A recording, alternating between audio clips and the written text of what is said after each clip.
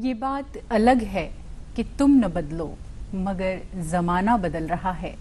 गुलाब पत्थर पे खिल रहे हैं, चिराग आंधी में जल रहा है। नमस्कार। ये विस्मयकारी पंक्तियां आजकल मूर्त रूप लेने लगी हैं। देश में हर तरफ विकास की गंगा बह रही है।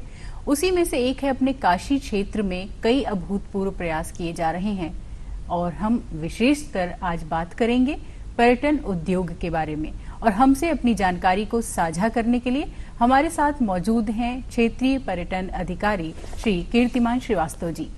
कीर्तिमान जी, हमारे कार्यक्रम में आपका बहुत बहुत स्वागत है। धन्यवाद। आज हम काशी को लेकर के विशेषकर बात करेंगे पर्यटन के क्षेत्र में। और पर्यटन उद्योग शुरू से ही माना जाता है कि यहाँ का एक प्रमुख उद्योग है, क्योंकि काशी हमारी संस्कृति की नगरी है। आप क्या कहना चाहेंगे इस विषय पर? जी, काशी भगवान विश्वनाथ जी का शहर है, गंगा जी का शहर है। पूरी दुनिया से लोग माँ गंगा का दर्शन करने, बाबा विश्वनाथ का दर्शन करने सदियों से आते रहे हैं जी। तो ये एक कल्चरल सिटी है, एक सांस्कृतिक शहर है। और आज नई पर्यटन अवस्थापना सुविधाओं का भी इसमें विकास हो गया है। जैसे cruise boat, Alaknanda cruise boat यहाँ पर है, जो कि पर्यटन नीति के अंतर्गत पंजीकृत है। उसके अलावा वाटर स्पोर्ट्स शुरू हो गया है। बाकी बड़े होटल, छोटे होटल, बजट होटल, सभी तरह के होटल हैं यहाँ पे। भारत माता मंदिर, तो सारनाथ पर्यटक, एक कोई पर्यटक अगर यहाँ 2-3 दिन व्यतीत करना चाहता है, उसके लिए हर तरह के पर्यटन स्थल यहाँ मौजूद हैं। इसके अलावा पर्यटन के क्षेत्र में हमेशा ये होता है कि आप एक नया इवेंट क्रिएट करिए, नए पर्यटन स्थल बताए जाए लोगों को, जिसके लिए लिटरेचर छपाया जाता है, जिसके लिए ब्रांडिंग की जाती है, प्रमोशन किया जाता है। जैसे एक देव दीपावली का इवेंट है, अब ये वैश्विक पहचान ले चुका है जी। इस दिन सारे होटल बुक रहते हैं, लोग पहले से बुकिंग पूछते हैं। तो उसकी वजह ये है कि इसको एक स्थापित किया गया, यहाँ के लोगों ने का सहयोग रहा। और इस समय चूंकि ये माननीय प्रधानमंत्री का क्षेत्र है, उनका आशीर्वाद सबसे ज्यादा यहाँ बना रहता है। अभी हाल ही में उन्होंने 614 करोड़ रुपए की परियोजनाओं का शिलान्यास और लोकार्पण किया, जिसमें पर्यटन विभाग की एक विशेष परियोजना साउंड एंड लाइट शो का उन्होंने लोकार्पण किया। और ये लगभग 8 करोड़ की परियोजना थी। इस परियोजना के आने से सारनाथ में नाइट स्टे बढ़ेगा, बनारस में नाइट स्टे बढ़ेगा, जिससे कि लोगों के रोजगार में वृद्धि होगी। क्योंकि पर्यटन में अगर नाइट स्टे बढ़ रहा है, कोई भी पर्यटक एक दिन एक्स्ट्रा रुकता है, तो उससे पर्यटन उद्योग को बढ़ावा मिलता है, रोजगार में वृद्धि होती है और आय में वृद्धि होती है, जो कि हमारा मेन उद्देश्य है। पर्यटन एक ऐसा क्षेत्र है जिसमें कि अगर ये माना जाता है अगर 10 लाख रुपए का इन्वेस्टमेंट होता है, कम से कम 8 से 10 लोगों को रोजगार मिलता है। और इस सेक्टर में इन्वेस्टमेंट होटेलियर करते हैं, इवेंट वाले करते हैं, ट्रेवल एजेंट्स करते हैं। और हर आदमी जो भी पर्यटक आता है वो यहीं पे वो कुछ पैसा खर्च करके जाता है, जिससे कि यहाँ की इकोनॉमी को ग्रोथ मिलता है। और इसके अलावा माननीय प्रधानमंत्री जी नई परियोजनाओं का भी कई शिलान्यास किया है। इसके अतिरिक्त जो भी विकास कार्य हो रहे हैं वो कहीं ना कहीं पर्यटन को ही सहारा देते हैं, सपोर्ट देते हैं। जैसे रिंग रोड बनी, लाइटिंग हुई, तो और उसके अलावा अभी रोरो वेसल एक IWI दे रही है। उसके अलावा अगर अच्छी ट्रेन की सुविधा है, अभी देखिए पहले यहाँ पर कम फ्लाइटें थी, जैसे प्रधानमंत्री ने बताया कि पहले यहाँ कम फ्लाइटें थी, अब यहाँ हर शहर से लगभग फ्लाइट हो गई है। तो ये भी पर्यटन को ही इससे बल मिलता है। तो कुल मिला करके काशी का पर्यटन शुरू से ही अंतर्राष्ट्रीय नगरी रही है और अब अंतर्राष्ट्रीय सुविधाएं भी यहाँ पर है। तो यहाँ पर कोई पर्यटक आता, चूंकि कोरोना काल में थोड़ा पर्यटन व्यवसाय पे दुष्प्रभाव पड़ा है, लेकिन धीरे धीरे जैसा कि हमने पहले ही कहा, बाबा विश्वनाथ की नगरी है, तो यहाँ पर ये सबसे उभर जाएगा। और जो प्रधानमंत्री के आशीर्वाद से यहाँ पे काम हो रहे हैं, इससे गुणोत्तर पर्यटन विकास होगा और काशी एक ग्लोबल ब्रांड है ही और अच्छे से स्थापित होगा। जी बिल्कुल। और बुनियादी ढांचे में इन दिनों परिवर्तन करके वैश्विक फलक पर हमारी जो पहचान है काशी की, उस तक पहुंचाने का जो प्रयास हो रहा है, उसके मद्देनजर बहुत कुछ किया जा रहा है। एक एक करके हम लेना चाहेंगे उन महत्वपूर्ण स्थलों को काशी के, जैसे कि बनारस के घाट। तो वहाँ पे बहुत कुछ प्रयास किए जा रहे हैं, शुरू से लेकर के वाईफाई कुछ साल पहले किया गया घाटों को, अभी और कुछ क्या नया किया जा रहा है? देखिए, घाट पे एक पर्यटन विभाग राजघाट में स्टेज बनवा रहा है पहले से ही। उसके अलावा खिड़किया घाट को एक टूरिज्म स्पॉट के रूप में डेवलप किया जा रहा है स्मार्ट सिटी के द्वारा। वो एक ऐसा प्लेस हो जाएगा जहां पर कि एडवेंचर स्पोर्ट भी होगा। कोई आदमी अगर वहां से बैटरी ऑपरेटेड नाव लेना चाहता, वो भी उसे मिलेगी। एक बिल्कुल इंटरनेशनल टाइप का जो घाट बनता है वैसा बनाया जा रहा है। उसके अलावा काशी विश्वनाथ मंदिर स्वयं में एक नया पर्यटन स्थल, वो भी घाट से जोड़ रहा है। इसके अलावा 80 घाट और दशाश्वमेध घाट, सभी घाटों पे कुछ न कुछ जो काम हो रहे हैं वो पर्यटकों के लिए, श्रद्धालुओं के लिए ही हो रहे हैं। और इसके अतिरिक्त ये है कि क्रूज बोट जैसे है, तो क्रूज बोट भी लोगों को पूरे घाट का दर्शन कराती है, उसके लिए भी जेटी लगाना, ये सारे काम हो रहे हैं, अधिकतर काम हो भी चुके हैं जी। तो उसके अतिरिक्त अगर आप ये देखें कि हम लोग मार्कंडे महादेव, एक यहाँ पे स्थान है मार्कंडे महादेव कैथी में, वहाँ पर 2 घाट पर्यटन विभाग बना रहा है। एक घाट जो अर्धचंद्राकार शेप का बन रहा है, संगम घाट, गंगा गोमती का संगम है, वो एक इको पॉइंट के रूप में डेवलप हो चुका है। वहाँ पर गैंगेटिक डॉल्फिन बहुत संख्या में देखी जाती है, तो अब जो पर्यटकों का रुझान है वो उस तरफ भी लोग जा रहे हैं और एक ग्रामीण पर्यटन का बड़ा परफेक्ट प्लेस कैथी बन चुका है। मार्कंडे महादेव मंदिर है वहाँ पर, उसका दर्शन लोग करते हैं। 2 घाट हैं, दोनों घाट के बीच में लोग बोटिंग करते हैं और विशेष रूप से गैंगेटिक डॉल्फिन देख रहे हैं जी। तो कुल मिला करके घाटों पर भी विशेष, पहले से भी घाट बने हुए थे, अब उनको और आधुनिक स्वरूप प्रदान किया जा रहा है और ऐसा स्वरूप प्रदान किया है जो कि पर्यटकों के लिए और श्रद्धालुओं के लिए सहायक हो, उनको किसी प्रकार की दिक्कत ना हो। और बाकी नगर निगम स्मार्ट सिटी वहाँ पर जगह जगह शौचालय और लाइटिंग का काम कर रहे हैं। तो कुल मिलाकर के यही प्रयास रहेगा कि पर्यटकों को किसी तरह की दिक्कत न हो और लगातार पर्यटकों को उसकी सुविधा में वृद्धि की जा सके। जी बिल्कुल। और कभी कभी कुछ चुनौतीपूर्ण स्थितियां आ जाती हैं, जैसे अभी पैंडेमिक का दौर कोरोना का चल रहा है, ऐसे में पर्यटन उद्योग आपने बताया कि प्रभावित हुआ बाकी उद्योगों की तरह, तो ऐसे में हमें उभरने के लिए, इससे बाहर आने के लिए और क्या प्रयास हुए और क्या इसको ध्यान में रख करके कुछ और अतिरिक्त कार्य किए गए? जी, पर्यटन उद्योग एक ऐसा उद्योग है जो सबसे पहले इफेक्ट हुआ था जी। जिस दिन कोरोना का डिक्लेरेशन हुआ और जिस दिन शुरुआत में फरवरी में हुआ था, सबसे पहले विदेश से फ्लाइटों आने वालों को चेक किया जाना शुरू किया। लोगों में ये हुआ कि अब बाहर के लोगों को नहीं लेना है, होटलों ने मना किया लॉकडाउन लगने से पहले ही, और सबसे देर में उभरने वाला ही ये क्षेत्र है क्योंकि सब कुछ ठीक हो जाएगा तभी विदेश से फ्लाइटें आएंगी, लोग आएंगे। तो ये क्षेत्र तो बुरी तरह प्रभावित हुआ, लेकिन इसमें सरकार ने कई सारे तरह की सुविधाएं, जैसे इलेक्ट्रिसिटी बिल में कुछ छूट दी थी। उसके अलावा लोगों को ये प्रमोट किया जा रहा है कि आप जो SOPs हैं, स्टैंडर्ड ऑपरेशन प्रोसीजर हैं, उनको पालन करते हुए होटल व्यवसायियों को ये निर्देश दिए गए, इनको पालन करते हुए लोगों को एक विश्वास दिलाएं कि हमारा होटल या हमारा जो भी टूर ऑपरेटर है या जो भी हम डोमेस्टिक टूरिज्म अपना इसमें कर रहे हैं वो सुरक्षित है। लोगों को विश्वास जगेगा तो लोग आएंगे। और आप देख भी रहे हैं कि लोग धीरे धीरे, जो जीरो था, बिल्कुल नहीं आ रहे थे लोग, तो अब 25% ऑक्यूपेंसी हो गई होटल में। उसके अलावा शादी का भी सीजन था, अभी शादी के सीजन में भी लोगों ने कि होटल अच्छा व्यवसाय किया लोगों ने, धीरे धीरे ही सही, लेकिन ये उभर रहा है। और पर्यटन उद्योग विशेषकर बताना चाहेंगे कि इस कोरोना काल में होटलों ने और पर्यटन विभाग ने भी कार्य किया और होटलों ने बड़ा सपोर्ट किया, क्योंकि जो डॉक्टर्स थे इनको क्वारंटीन करना था, इंस्टीट्यूशनल क्वारंटीन करना था 14 दिन का। होटलों ने आगे बढ़ के अपने कक्ष दिए, बड़े उचित दर पे, जो सरकारी दर था उस पर दिया, अच्छी हॉस्पिटलिटी दी, जिसमें पर्यटन विभाग का अपना गेस्ट हाउस था, कई सारे निजी होटल थे, उन्होंने सुविधा दी। तो ऐसा नहीं था कि ये पीछे थे, उन्होंने पूरा सरकार का साथ दिया और सरकार भी उसी तरह से जो भी उनकी यथावश्यक, जो भी उचित मांगे, सब उनको उच्च स्तर पर भेजी गई है, उन पर निर्णय भी लिए जा रहे हैं। और अभी धीरे धीरे ऐसे ही उद्योग बढ़ रहा है और अपनी पुरानी अवस्था से अच्छी अवस्था में जाएगा। जी, सारनाथ भी यहाँ का एक बहुत ही महत्वपूर्ण तीर्थ स्थल है और यहाँ लेकर के भी कुछ ऐसे प्रयास किए गए हैं जो पहले कभी नहीं किए गए थे, उन पे भी कुछ हम आपसे जानकारी चाहेंगे। सारनाथ के विषय में बताना चाहेंगे कि सारनाथ बौद्ध धर्म का एक बड़ा प्राचीन स्थल है, जहाँ भगवान बुद्ध ने अपना पहला उपदेश दिया था। तो विश्व भर से बौद्ध अनुयायी आते हैं और लोग पढ़ने लिखने भी आते हैं। वहाँ पर जैन धर्म का भी स्थल है। सारनाथ के लिए उत्तर प्रदेश सरकार ने वर्ल्ड बैंक की सहायता से 130 करोड़ रुपए की योजना स्वीकृत की है जी। उसके अंदर सारनाथ के पूरा ओवरऑल टूरिज्म डेवलपमेंट, साथ ही कनेक्टिविटी, लास्ट माइल कनेक्टिविटी, जो भी मंदिर हैं सारे मंदिरों तक कनेक्टिविटी, जो मेन स्तूप है SI के चौखंडी स्तूप से लेकर के दमेक स्तूप, म्यूजियम से लेकर सारनाथ चौराहे तक पूरी को इंटरनेशनल रोड बनाई जाएगी। उसके अलावा इंटरनेशनल लेवल के साइनेज, वाटरवे फैसिलिटी, टॉयलेट्स और प्रोमेनाड डेवलपमेंट, जितने भी प्रकार का आप किसी भी वैश्विक मॉन्यूमेंट्स पे देखते हैं, उस तरह की सुविधाएं वहाँ पर क्रिएट की जाएंगी। ये उत्तर प्रदेश सरकार ने इसका शासनादेश भी कर दिया है और ये वर्ल्ड बैंक की सहायता से ये काम किया जाएगा। इसके अतिरिक्त उत्तर प्रदेश सरकार और पर्यटन मंत्रालय भारत सरकार द्वारा स्वीकृत योजना साउंड एंड लाइट शो का संचालन अभी 9 तारीख को ही, जैसा हमने बताया, माननीय प्रधानमंत्री के लोकार्पण के बाद प्रारंभ हो गया। ये योजना एक पर्यटन के लिए मील का पत्थर साबित होगी, क्योंकि इससे नाइट स्टे सारनाथ में और पूरे बनारस में बढ़ेगा।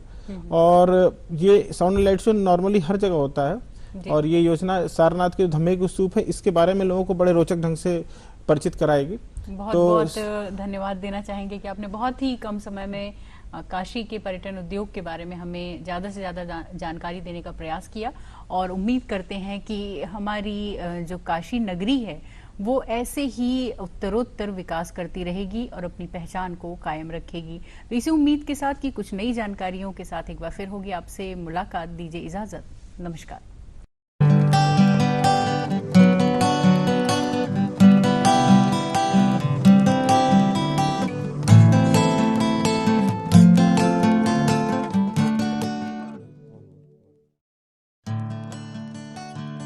बड़ा मजबूत होता है एहसास, जिसे कहते हैं विश्वास। इसी विश्वास से तो दुनिया चलती है। भाव से ही अपनों की परख होती है। यही परख आत्मविश्वास बढ़ाती है, जीने का एहसास दिलाती है और महसूस कराती है कि हम भी हैं मजबूत।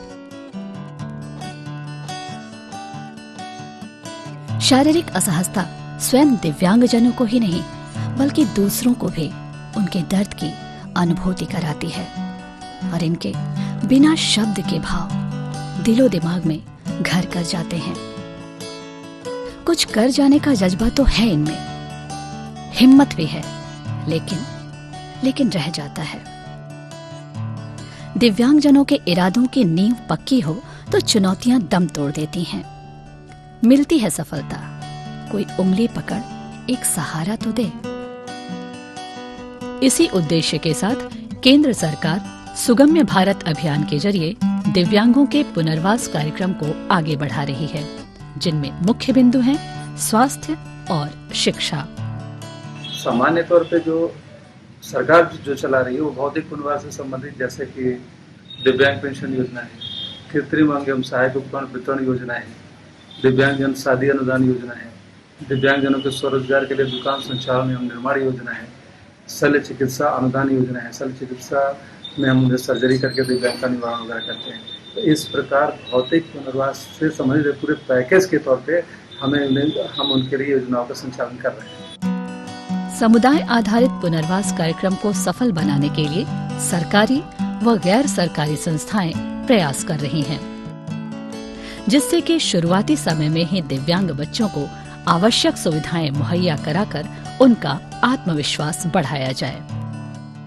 दिव्यांग लोगों की पुनर्वास के लिए सबसे बहुत ज़रूरी है कि जो बच्चे 0 to 5 ईयर्स के अंतर्गत आते हैं, उनकी दिव्यांगता को सही समय पर पहचान के उनकी पुनर्वास के कार्यक्रम उनके साथ करना। उसके साथ साथ उनके माता पिता के साथ regular counselling, regular capacity building का कार्यक्रम होना बहुत ज़रूरी है, क्योंकि इन बच्चों को सबसे ज़्यादा ध्यान, इन बच्चों का सबसे ज़्यादा ख्याल वही कर सकते हैं। विशेषकर जो 18, 19, 20 साल के जो युवक युवतियाँ जो दिव्यांग हैं, इनकी पुनर्वास जो है इनकी वोकेशनल ट्रेनिंग या इनकी प्रोफेशनल ट्रेनिंग के द्वारा किया जा सकता है। शारीरिक एवं मानसिक रूप से सशक्त बनाने के उद्देश्य से दिव्यांग बच्चों को चिन्हित करने के पश्चात उनका शारीरिक मूल्यांकन किया जाता है। कुछ शारीरिक रूप से कमजोर होते हैं तो कुछ मानसिक रूप से। इन बच्चों को इनकी जरूरत के अनुसार थेरेपी दी जाती है। फिजियोथेरेपी से दिव्यांग बच्चों के विकास में मदद मिलती है, उनके कमजोर अंगों को मजबूती मिलती है, बच्चों के बोलने, सुनने और समझने की क्षमता में वृद्धि होती है। ये फिजियोथेरेपी की सुविधा दिव्यांगजनों के हित में कार्य कर रही संस्था द्वारा घर पर उपलब्ध कराई जाती है। होम विजिट के दौरान हम थेरेपी भी देते हैं, फिजिकल थेरेपी। तो ये जो मल्टीपल डिसेबिलिटी केसेस होते हैं वहाँ मल्टीपल डिसिप्लिनरी अप्रोच के थ्रू देते हैं, जिसमें काफ़ी तरह के एक्सरसाइजेज जैसे कोऑर्डिनेशन एक्सरसाइजेस हो गया, मसल स्ट्रेंथनिंग एक्सरसाइज हो गया, स्ट्रेचिंग एक्सरसाइज हो गया। थेरेपी देने से फिजिकल थेरेपी में काफ़ी सारे सुधार होते हैं, जैसे कि बच्चों के मोबिलिटी में इम्प्रूवमेंट देखा जाता है, न्यूरोलॉजिकल डेवलपमेंट के लेवल पे भी चेंजेस आते हैं और उनके स्ट्रेचिंग जो टाइटनेस हो जाता है वो भी काफ़ी रिलैक्स होता है। बॉडी के जो मसल के जो स्पैस्टिसिटी होती है वो भी धीरे धीरे रिड्यूस होने लगता है। तो ओवरऑली देखा जाए तो उनका जो शारीरिक जितना है और मानसिक स्तर पे वो काफ़ी विकास देखने को मिलता है फिजिकल थेरेपी में। दिव्यांग बच्चों को देखभाल की विशेष जरूरत होती है। अभिभावकों को उनके प्रति सकारात्मक सोच के साथ व्यवहार करना चाहिए। इसलिए पेरेंट्स काउंसलिंग की आवश्यकता पड़ती है, जिससे कि दिव्यांग बच्चों के दैनिक कार्यों में सहयोग मिल सके। घर घर जाके बच्चों को काउंसलिंग करते हैं, उनके माता पिता के साथ जो भी उनकी ज़रूरत होती है उसको बताते हैं। विशेष शिक्षा से जुड़ी हो, एडीएल से जुड़ी चीज़ें जुड़ी हो, या फिर उनको और भी समुदाय से कैसे जोड़ना है उनके पुनर्वास के लिए, उसका प्रयास करते हैं। बच्चों को उनके पेरेंट्स के द्वारा काउंसलिंग कर देते हैं तो उन बच्चों में बहुत सारा सुधार देखने को मिलता है। उनके अभिभावक का उनके प्रति जुड़ाव ज़्यादा देखने को मिलता है। वो बच्चों की उस दिव्यांगता को अपने प्रति स्वीकार करते हैं और अपने बच्चों को पुनर्वासित करने के लिए ज़्यादा से ज़्यादा हम सभी का सहयोग करते हैं। दिव्यांग बच्चों को परामर्श दिया जाता है, उनका आत्मबल बढ़ाया जाता है, जिससे कि वो समाज की मुख्य धारा से जुड़ सके। बच्चों के घर पर स्पेशल एजुकेशन शिक्षा के क्षेत्र में हम लोग उनको TLM के माध्यम से सिखाते हैं, बताते हैं उनको, और पेरेंट को भी सिखाते हैं कि आप बच्चों को ये सब चीज़ कराते रहिए बीच बीच में, और इनका आई हैंड कोऑर्डिनेशन डेवलप करने के लिए भी बताते हैं हम लोग कि बच्चों का हाथ और आँखों का समन्वय ठीक ढंग से स्थापित हो सके। दिव्यांग बच्चों को जरूरत के मुताबिक सहायक संसाधन उपलब्ध कराया जाता है, जिसमें आवश्यकता अनुसार सहयोगी उपकरण देकर सामाजिक जीवन में उनकी भागीदारी सुनिश्चित कराई जाती है, जिससे कि वे किसी के ऊपर निर्भर न होकर स्वयं कार्य कर सकें। दिव्यांग समूह संगठन दिव्यांगजनों के बीच कार्य कर रही संस्था द्वारा ये समूह बनाया जाता है, जिसमें अपने अधिकार की चर्चा दिव्यांगजन करते हैं। विशेषकर युवा दिव्यांग अपने हित की आवाज उठाते हैं। इस संगठन का मुख्य उद्देश्य है अपने अधिकार के साथ सशक्त बनना। दिव्यांगजन संगठन के माध्यम से इनका एक ग्रुप बनाते हैं, जिसके माध्यम से ये लोग अपनी जो बातें हैं, जो इनकी आवश्यकता है, जो सरकार की योजनाएं हैं, उसको प्राप्त करने के लिए ये लोग स्वयं से अपने वहां पे जाते हैं और अपना लाभ लेते हैं। दिव्यांग युवाओं को आत्मनिर्भर बनाने के लिए समावेशी प्रशिक्षण के माध्यम से प्रशिक्षित किया जाता है। दिव्यांगों के बीच कार्य कर रही संस्था द्वारा तकनीकी रूप से कौशल विकास पर जोर दिया जा रहा है। इस रोजगार परक प्रशिक्षण से दिव्यांग युवाओं को रोजगार का अवसर तो मिलता ही है, साथ ही वे आत्मनिर्भर होते हैं। दिव्यांगजन समाज का हिस्सा हैं और हम इनकी सफलताओं को प्रेरणादायक बनाएं। दिव्यांग बच्चों के प्रति सहयोग की भावना रखें। अपने कर्तव्यों को याद करते हुए हम ये सुनिश्चित करें कि हमारा कार्य उनके प्रति ऐसा हो जिससे कि उनका भला हो और वो हमें देख मुस्कुराएं।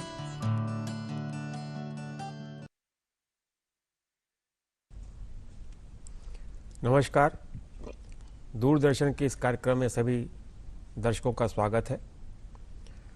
भारतीय दूरदर्शन आज आत्मनिर्भर भारत के संबंध में चर्चा करेगा, और इस चर्चा में भाग लेने के लिए मेरे साथ डॉक्टर अनूप मिश्र हैं, जो DAV PG कॉलेज में अर्थशास्त्र के एसोसिएट प्रोफेसर हैं और जाने माने अर्थशास्त्री हैं। आज देश को आत्मनिर्भर बनाने की दिशा में बहुत तेज़ी से प्रयास हो रहा है और माननीय प्रधानमंत्री इस दिशा में प्राणपण से लगे हुए हैं। उन्होंने आत्मनिर्भर भारत के लिए 3 चरणों में घोषणाएं की हैं, पहले चरण, दूसरे चरण और तीसरे चरण में। और किसी को भी आत्मनिर्भर बनने के लिए उसमें अर्थव्यवस्था का योगदान बहुत जरूरी होता है। जब तक हमारी अर्थव्यवस्था मजबूत होगी, हम उतने ही आत्मनिर्भर बनेंगे। उसके साथ ही दूरदर्शिता और समय की मांग को देखने की भी ज़रूरत होती है। हम इन्हीं विषयों पर डॉक्टर अनूप मिश्र से बात करेंगे। अनूप जी, आत्मनिर्भर भारत, ये बहुत ज़रूरी है कि हर व्यक्ति आत्मनिर्भर हो। जब व्यक्ति निर्भर होगा, आत्मनिर्भर होगा, तो देश भी आत्मनिर्भर होगा जी। और आत्मनिर्भर होने के लिए इकोनॉमी पहला खंभा है। तो आप इसको किस तरह से इसकी व्याख्या करेंगे? बहुत बहुत धन्यवाद। ये बहुत ही समय के अनुकूल बहुत ही वाजिब आपका प्रश्न है और हम सब जानते हैं कि कोरोना एक वैश्विक महामारी के रूप में न केवल भारत को ही बल्कि विश्व को प्रभावित किया हुआ है और पूरा विश्व के अर्थव्यवस्था ठप पड़ गया। भारत भी विश्व का एक हिस्सा है और भारत तो के मुक्त अर्थव्यवस्था का प्रतीक है, इसलिए भारत की अर्थव्यवस्था भी उससे बाधित हुई है और बहुत सारे हमारे जो क्षेत्र हैं वे ट्रेड पर आश्रित होते हैं। तो आत्मनिर्भर भारत का मतलब है कि अगर ऐसी परिस्थिति हो जब आपका ट्रेड प्रभावित हो जाए तो आपके अंदर अर्थव्यवस्था कैसी होनी चाहिए। तो ये आत्मनिर्भर भारत का सिर्फ ये मतलब है कि इस विकट परिस्थिति में भी, इस विपदा के अवसर पर भी आप कैसे विपदा को अवसर के रूप में बदलें। तो आत्मनिर्भर जो भारत आपने शब्द का इस्तेमाल किया वो एक्चुअली यही है कि भारत को इस विपदा में अपनी क्षमता को बढ़ाना है और वो भी आर्थिक क्षमता को बढ़ाना है। लोगों के हाथ में रोजगार कैसे बनी रहे, लोग कैसे डिप्रेस न हो, हमारे छोटे लघु उद्योग कैसे अपने पैरों पर खड़े हो जाएं। और अब वक्त आ गया है कि हमें ग्रामीण परिवेश के अर्थव्यवस्था को हम कैसे फिर से पुनर्जागृत करें, क्योंकि आधा से ज्यादा देश तो ग्रामीण है। जी, आधे से 67% आज भी हम ग्रामीण परिवेश में जी रहे हैं और हमारी अर्थव्यवस्था का रीढ़ अभी भी कृषि है। तो आत्मनिर्भर भारत का मतलब है कि हम इस अवसर पर अपनी क्षमता का अनुकूल उपयोग करके कैसे अपने पैरों पर खड़े हों ताकि विश्व को एक मैसेज जाए और हम निर्यातमुख देश बन सकें।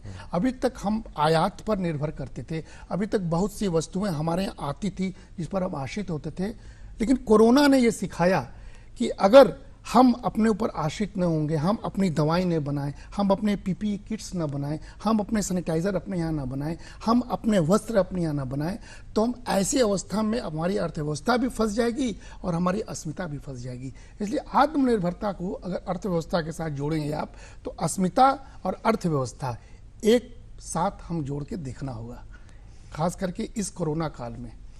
कोरोना एक तरह से हमारे लिए चुनौती बन के आया जी, और उसने हमको ये सिखाया कि हमको अपनी जीवन शैली कैसी बनानी चाहिए, उसने एक लेसन दिया जी। लेकिन इसी के साथ दूसरा जो खंबा है आत्मनिर्भर भारत का या आत्मनिर्भर बनने का, वो है इंफ्रास्ट्रक्चर जी। इस पर आपकी क्या व्याख्या है? देखिए, वर्तमान 8 माह में भारत की अर्थव्यवस्था में आय कम हो गई, लेकिन सरकार तो डेमोक्रेटिक पैटर्न की सरकार है, हम सबकी सरकार है, तो सरकार ने इंफ्रास्ट्रक्चर के लिए बहुत सारे मद इस पूरे कोरोना काल में रिलीज किए हैं। आपको मैं बता रहा हूं कि आत्मनिर्भर भारत जो शब्द हुआ वो कोरोना काल में मई में सबसे पहले आया, जब प्रधानमंत्री ने लगभग 21 लाख करोड़ का ऐलान किया और उस 21 लाख करोड़ में पहले जान बचाने के लिए प्रधानमंत्री गरीब कल्याण योजना के तहत सबको मुफ्त राशन, लगभग 80 करोड़ लोगों को राशन की व्यवस्था की गई। देखे होंगे कि माइग्रेशन का कितना बड़ा इशू था, तो उनको उन तक भोजन पहुंचाना और साथ ही साथ ट्रांसपोर्टेशन, रोड, इस तरह के काम प्रभावित न हो उसके लिए भी धन मुहैया कराना। तो एक तरफ अवस्थापना का भी विकास करने के लिए मद रिलीज हुआ, दूसरी तरफ गरीब को कल्याण करने के लिए भी मद रिलीज हुआ और तीसरी तरफ एग्रीकल्चर प्रभावित न हो, उनकी बुनियादी सुविधाएं प्रभावित न हो, उनके सिंचाई के साधन प्रभावित न हो, उनको उन्नत बीज समय पर मिले, इसके लिए भी पहले वाले पैकेज में एक बहुत बड़ी व्यवस्था की गई थी। लगभग 21 लाख करोड़ उसमें धन आवंटित किया था, जो जीडीपी का 10% आंका गया था, लगभग 10%। और मैं आपको बता दूं इसी क्रम में कि फिर समय के साथ साथ कोरोना काल थोड़ा सुधरा है, थोड़ा मार्केट खुलना शुरू हुआ, तो जो सबसे बड़ी समस्या हमारी अर्थव्यवस्था के भारत में हुई कि हमारी डिमांड नहीं हो रही थी, हम मांग नहीं कर पा रहे थे क्योंकि लोगों की रोजगार चली गई थी। जो अनऑर्गेनाइज सेक्टर के करोड़ों लोग थे उनके पास रोजगार के साधन नहीं बचे थे। तब सरकार ने इस सेकेंड पैकेज दिया, उसमें फेस्टिव इंसेंटिव्स दिया, लोगों को एडवांस, फेस्टिवल के लिए एडवांस व्यवस्था दी ताकि लोग खर्च करें और अपने फेस्टिवल भी मनाएं और अर्थव्यवस्था की मांग भी बढ़े। और तब अभी तत्काल आपने पिछले हफ्ते सुना होगा तीसरा चरण जो जी वो आत्मनिर्भर भारत का तीसरा चरण था जो हमारे वित्त मंत्री ने अभी कुछ दिन पहले, वो बहुत इंपॉर्टेंट चरण है और इसलिए इंपॉर्टेंट मैं कह रहा हूं कि उसको हम लोग बूस्टर कहते हैं। जैसे कोई पेशेंट बीमार हो, कोई रोगी बेड पर पड़ा हो, तो एक छोटा सा इंजेक्शन उसके शरीर में स्फूर्ति पैदा करता है। तो 2.65 लाख करोड़ का ये थर्ड आत्मनिर्भर पैकेज में बूस्टर दिया गया है, और इस बूस्टर में रोजगार को सृजित करने के लिए बहुत सारे उपाय किए गए हैं। तीसरा जो पिलर है आत्मनिर्भरता का, वो है सिस्टम। जी, अगर सिस्टम सही नहीं होगा तो भी हम कहीं ना कहीं उसमें नुकसान उठाएंगे। बिल्कुल। इस पर अपना देखिए, इस सबसे महत्वपूर्ण और सबसे चिंताजनक बात आपने उठा दी। एक अर्थशास्त्री के सामने आप सिस्टम की बात करेंगे तो हम लोग बगले झांकने लगते हैं, क्योंकि पॉलिसी बनाना और उसको धरातल तक ले जाना, ये दो चीज जब तक एक नहीं होगा तो ये जो आत्मनिर्भर का पूरा लगभग 30 लाख करोड़ का पैकेज हुआ है, और आपको बता दें हम कि भारत का बजट लगभग 32 लाख करोड़ है, तो एक बजट के बराबर आत्मनिर्भर पैकेज में बजट का प्रावधान बहुत बड़ी बात है, जो कि दुनिया के लिए आश्चर्यजनक बात भी है कि भारत जैसा देश जिसकी इकोनॉमी कम है, जिसकी जनसंख्या ज्यादा है, वहां पर इतना प्रावधान किया गया। अगर इम्प्लीमेंटेशन नहीं होगा, अगर लोगों को सही समय पर ऋण नहीं मिलेगा, अगर लोगों को छूट का लाभ नहीं मिलेगा, अगर लोग अपने जो सरकार ने व्यवस्था किया है कि उनके क्रेडिट माफ होंगे, उनको सरल ढंग से लोन मिल जाएगा, मुद्रा के तहत लोगों को लोन मिल जाएगा, अगर ये प्रावधान नहीं हुआ तो ये वास्तव में जो आप कह रहे हैं क्रियान्वयन नहीं हो सकता है। अगर ग्रामीण परिवेश तक धन नहीं गया, किसानों तक धन नहीं गया, तो फिर ग्रामीण अर्थव्यवस्था के पुनरुद्धार की बात करना भी बेईमानी हो जाएगी। तो ये तो सरकार, प्रशासन और जनता तीनों की साझा दायित्व है कि कैसे हम इम्प्लीमेंटेशन का पार्ट पूरा करें और लोगों को जागरूक करें कि सरकार ने आपको पैकेज दिया है और आप इस पैकेज का लाभ उठाइए, और साथ ही साथ बैंकिंग सेक्टर को और जो एडमिनिस्ट्रेशन में सेक्टर को, उनको भी जागरूक करके कहें कि तीनों को एक साथ लाने का दायित्व अब आपका है। तो आज हम लोगों ने आत्मनिर्भर भारत पर अनूप मिश्र जी के विचार सुने, और ये निश्चित रूप से तय है कि हर देश का वासी आत्मनिर्भर बनना चाहता है, और हम इस संकल्प को पूरा करेंगे। इस आश्वासन के साथ मैं आप सबसे विदा लेता हूं। धन्यवाद।